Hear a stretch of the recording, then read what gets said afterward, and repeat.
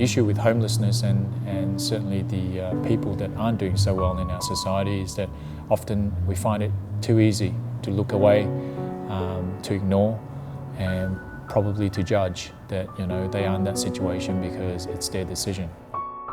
Back when I was living at home, my father got quite ill, and to the point where he had to stop working. And we were in a rented house, and ultimately my parents couldn't afford to pay the rent.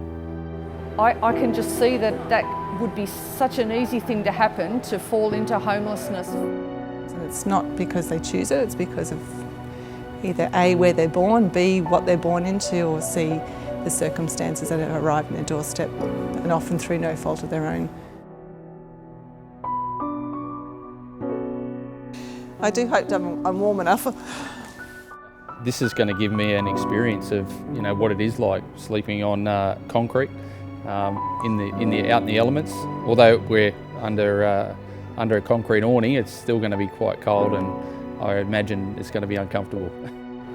I can only imagine what it must be like to actually do this night after night after night.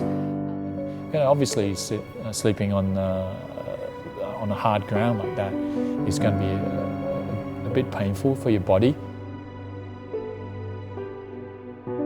I know what it's like to look after people who are struggling, are having difficulties making ends meet, and who end up in trouble, for one reason or another. So the testimony we heard tonight from the panellists, the homeless men who live at Matthew Talbot House, it's very real, and it's scary that it's so real. I feel that a lot of these homeless people, especially, and people fortunate as us, were probably once kids too.